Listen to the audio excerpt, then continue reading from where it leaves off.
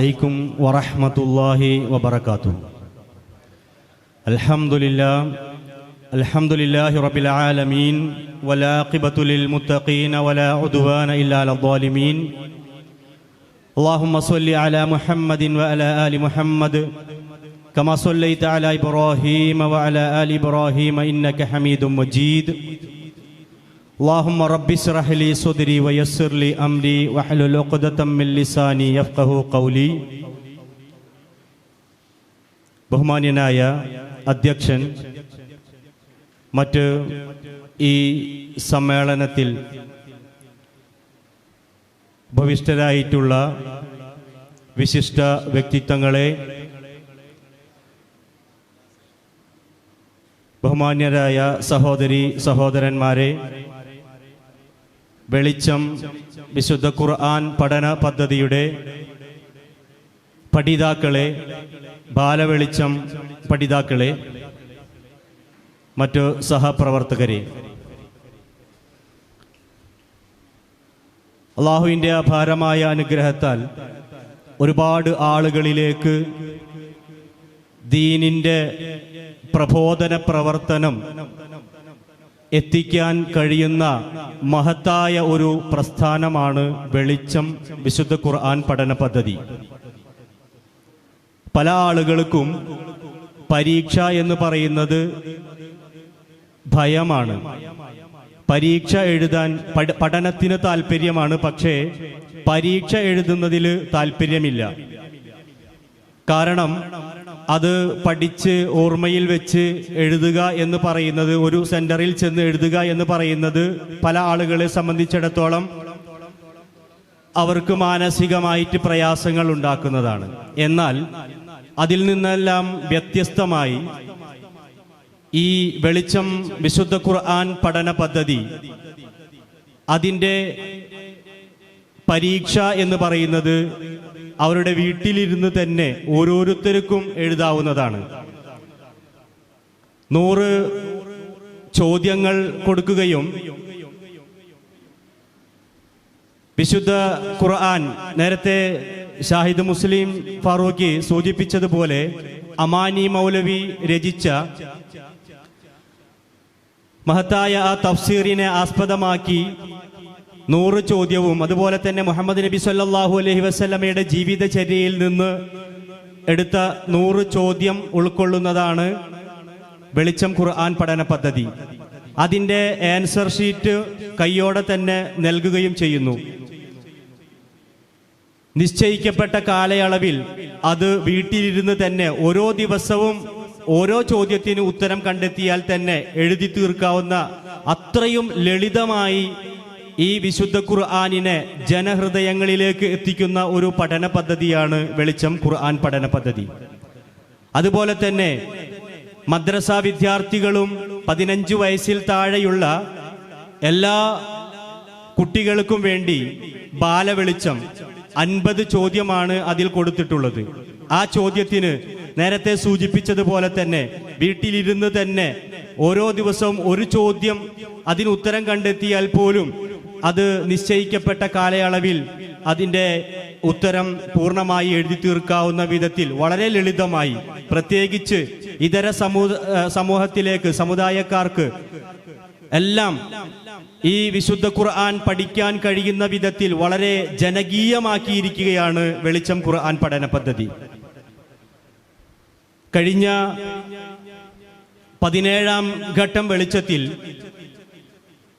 നമ്മുടെ കയ്പമംഗലത്ത് തന്നെ 8 അമുസ്ലിങ്ങൾ എഴുതുകയും അവർ അതിൽ 98 മാർക്ക് വാങ്ങിയവരുണ്ട്, 95, 93 മാർക്ക് വരെ വാങ്ങിയ ആളുകൾ അതിലുണ്ട് എന്നുള്ളതാണ്. കാരണം അവർ അതിനു വേണ്ടി പരിശ്രമിച്ചു. അങ്ങനെ ഇപ്പോഴും ആ പറയപ്പെട്ട ആളുകൾക്ക് ഈ 18ാം ഘട്ടം വെളിച്ചവും ഞാൻ അവർക്ക് വിതരണം ചെയ്തതാണ്. അവരത് എഴുതിക്കൊണ്ടിരിക്കുന്നുണ്ട്. ഞാൻ ഇന്നലെ ഈ പ്രോഗ്രാമിലേക്ക് വേണ്ടിയിട്ട് ആ ആളുകളെ ക്ഷണിച്ചപ്പോൾ അവർ പറഞ്ഞു, ഞങ്ങളുടെ എഴുതി പകുതിയൊക്കെ ആയിട്ടുണ്ട് എന്ന് പറയുകയും വളരെ സന്തോഷം തോന്നി. അവര് കഴിഞ്ഞ പ്രാവശ്യം ഒരു ചോദ്യം ഉണ്ടായിരുന്നു. ദാബത്തുൽ അർള് എന്ന് പറയുന്നതുമായിട്ട് പല ആളുകൾക്കും കൺഫ്യൂഷൻ ഉണ്ടാക്കിയ ഒരു ചോദ്യമാണ്. നമ്മുടെ കൊപ്രക്കളത്ത് ഉള്ള നമ്മുടെ തന്നെ ISMന്റെ ആംബുലൻസ് ഓടിക്കുന്നു, ഇന്നിവിടെ വന്നിട്ടുണ്ട് രവിചേട്ടൻ. അദ്ദേഹം എന്നെ വിളിക്കുകയാണ് ഒരു ദിവസം. വിളിച്ചിട്ട് പറയാണ്, നാസറെ ഈ നിങ്ങൾ തന്ന പുസ്തകത്തിൽ ഒരു മിസ്റ്റേക്ക് ഉണ്ട്. ഞാൻ വിചാരിച്ചു എന്താണ് രവിചേട്ടൻ, എന്താണ് മിസ്റ്റേക്ക്? ഉടനെ അദ്ദേഹം പറയാണ്, ഇന്ന ഒരു മിസ്റ്റേക്ക്, അത് ദാബത്തുൽ അർള് അല്ല, ഇങ്ങനെയല്ല, അങ്ങനെയാണ് വേണ്ടത് എന്ന് അദ്ദേഹം എന്നെ തിരുത്തി തരികയാണ്. എനിക്കത് പറഞ്ഞ് മനസ്സിലാക്കി തരുന്നു. എനിക്ക് ആ സംഭവം അങ്ങനെ ഉള്ളത് നേരത്തെ എനിക്ക് സംസ്ഥാന സമിതിയിൽ നിന്നുള്ള അറിയിപ്പ് കിട്ടിയിട്ടുണ്ട്. പക്ഷെ എങ്കിലും അദ്ദേഹം അത് പറഞ്ഞപ്പോൾ, അദ്ദേഹം അത് പഠനത്തിലൂടെ മനസ്സിലാക്കിയിട്ട് എൻ്റെ അടുത്ത് ചോദിച്ചപ്പോൾ വല്ലാത്ത ഒരു അനുഭൂതിയാണ് തോന്നിയത്. കാരണം അത്രത്തോളം ആ പുസ്തകത്തിനെ വായിച്ച് മനസ്സിലാക്കാൻ ശ്രമിച്ചു എന്നുള്ളത് തന്നെ വലിയൊരു നേട്ടം തന്നെയാണ് ഈ വെളിച്ചം ഖുർആൻ പഠന പദ്ധതി കൊണ്ട് ഉണ്ടായിട്ടുള്ളത് എന്ന് നമുക്ക് മനസ്സിലാക്കാൻ സാധിക്കും. അതുപോലെ തന്നെ ഒരു ടീച്ചറുണ്ട്, കോഴിക്കോടുള്ള ഒരു ടീച്ചർ. അവരുടെ ജോലിയും ഭാഗവുമായിട്ട് അവർക്ക് അവരുടെ അമ്മയെ വല്ലാതെ ശുശ്രൂഷിക്കാനോ നോക്കാനോ ഒന്നും കഴിഞ്ഞിരുന്നില്ല. അസുഖങ്ങൾ കൊണ്ട് പ്രയാസപ്പെടുന്ന സമയത്തൊന്നും അവരുടെ ആ അമ്മയെ വല്ലാതെ നോക്കാനോ അവരെ പോയിട്ട് പരിചരിക്കാനോ ഒന്നും അവർക്ക് സാധിച്ചിരുന്നില്ല. അതിന് നേരം കണ്ടെത്തിയിരുന്നില്ല. അതൊരു പ്രാധാന്യമായിട്ട് അവർ കണ്ടിരുന്നില്ല. ഒരു ദിവസം ഇതേപോലെ ഒരു സംസ്ഥാന സമ്മേളനം നടക്കുന്ന സമയത്ത് അവര് വെളിച്ചത്തിന്റെ സ്ഥിരം പഠിതാവായിരുന്നു. അങ്ങനെ ആ വെളിച്ചം ഖുർആൻ പഠന പദ്ധതിയുടെ വിശദീകരണത്തിനിടയിൽ അവരുടെ ഒരു അനുഭവം പറഞ്ഞത് ഹൃദയത്തെ ഭേദിച്ചു എന്നുള്ളതാണ്. അത്രത്തോളം ഹൃദയസ്പർശമായ വാക്കുകളായിരുന്നു അവർ പറഞ്ഞത്. അവര് ആ തഫ്സീർ ഇങ്ങനെ വായിച്ചുകൊണ്ടിരിക്കല് മാതാപിതാക്കളോടുള്ള കടമയെക്കുറിച്ച് അതിലിങ്ങനെ വിശദീകരിക്കുന്നുണ്ട്. അതിങ്ങനെ വായിച്ചപ്പോ തൻ്റെ മാതാവിനെയും, വാർദ്ധക്യത്തിലെത്തിയിരിക്കുന്ന ഒരു മാതാവിനെയും ഒരു പിതാവിനെയും കിട്ടിയിട്ട് അവർ വേണ്ടുന്ന വിധത്തിൽ അവരെ ശുശ്രൂഷിക്കാതെ പോയാൽ അവർ നരകത്തിലേക്കാണ് ആണ്ടുപോകുന്നത് എന്ന ആ വചനം അവരെ വല്ലാതെ ഹൃദയത്തിനെ സ്പർശിച്ചു എന്നുള്ളതാണ്.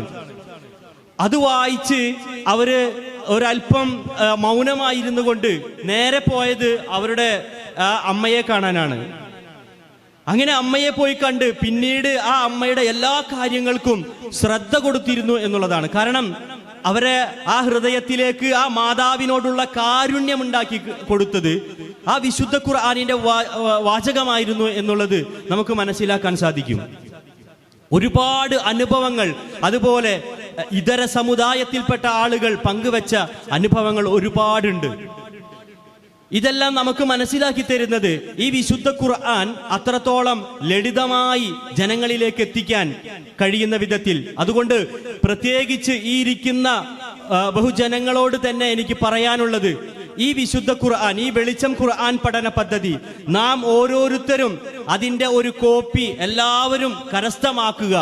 അതോടൊപ്പം തന്നെ നമ്മുടെ അയൽപക്കത്തുള്ള ഒരു രവിചേട്ടൻ അല്ലെങ്കിൽ ഒരു മണിച്ചേച്ചി അല്ലെങ്കിൽ മറ്റൊരു ഇതര സമുദായത്തിൽപ്പെട്ട നമ്മുടെ അയൽപക്കത്തുള്ള അവർക്ക് ഈ ഒരു ബുക്ക് കൊണ്ട് കൊടുത്തിട്ട് ഇതൊരു മത്സരത്തിൻ്റെതാണ്, ഇത് നിങ്ങളൊന്ന് വായിച്ചിട്ട് ഈ ഫോമിലൊന്ന് ഇതിൻ്റെ ഉത്തരം എഴുതി തരിക എന്ന് പറഞ്ഞാൽ ആരും അതൊരു വെറുപ്പായിട്ട് കാണുകയില്ല. കാരണം അവരതൊരു മത്സര ബുദ്ധിയോടെ തന്നെ എടുക്കും. പക്ഷേ അവർ അതിൽ നിന്നും വായിക്കുമ്പോൾ അവരുടെ ഹൃദയത്തിൽ ഏതെങ്കിലും ഒരു വരി അവരുടെ മനസ്സിൽ തങ്ങിയാൽ അല്ലാഹു സുബ്ഹാനഹു വ തആല അവർക്ക് ഒരു പക്ഷേ ഹിദായത്ത് കൊടുക്കാൻ ഉദ്ദേശിച്ചാൽ നാം മൂലം നമ്മുടെ അയൽവാസിക്ക് ഈ ഒരു വെളിച്ചം ഖുർആൻ പഠന പദ്ധതിയിലൂടെ അവർക്ക് ആ ഒരു പദ്ധതി എത്തിക്കാൻ സാധിച്ചത് മൂലം അവർക്ക് ഹിദായത്ത് ലഭിച്ചാൽ എത്രത്തോളം പുണ്യമാണ് നമുക്ക് ലഭിക്കുക എന്ന ആ ഒരു നിയ്യത്തോടുകൂടി നാം ഇതിനെ കണ്ടാൽ ഇൻഷാ അല്ലാഹ് ഈ വെളിച്ചം ഖുർആൻ പഠന പദ്ധതി മുൻപെല്ലാം 1500 കോപ്പിയായിരുന്നു നമ്മുടെ ഈ തൃശ്ശൂർ ജില്ലയിൽ വെളിച്ചം മാത്രം പോയിരുന്നത്. എന്നാൽ ഈ കഴിഞ്ഞ ഘട്ടത്തിൽ 750 വെളിച്ചമാണ് ആകെ ഈ ഒരു തൃശ്ശൂർ ജില്ലയിൽ പോയത് എന്നുള്ളതാണ്. അതുപോലെ തന്നെ ബാലവെളിച്ചത്തിന്റെ 300. എന്തുകൊണ്ട് കോപ്പി കുറഞ്ഞു എന്ന് ചോദിച്ചാൽ നമ്മുടെ ഇടപെടലുകൾ കൃത്യമായിട്ട് ഇല്ല എന്നാണ് അതിൽ നിന്ന് മനസ്സിലാക്കാൻ സാധിക്കുന്നത്. സഹോദരന്മാരെ, അടുത്ത ഘട്ടങ്ങളിൽ നമുക്ക് ഇതിൻ്റെ കോപ്പികൾ വർദ്ധിപ്പിക്കാൻ സാധിക്കണം. ഈ വിശുദ്ധ ഖുർആനിൻ്റെ ഈ പഠന പദ്ധതിയെ ജനങ്ങളിലേക്ക് എത്തിക്കാൻ പരമാവധി നാം ഓരോരുത്തരും പരിശ്രമിക്കണം. പ്രത്യേകം ഉണർത്തുകയാണ്. ഞാൻ കൂടുതലായി അതിനെക്കുറിച്ച് വിശദീകരിക്കുന്നില്ല.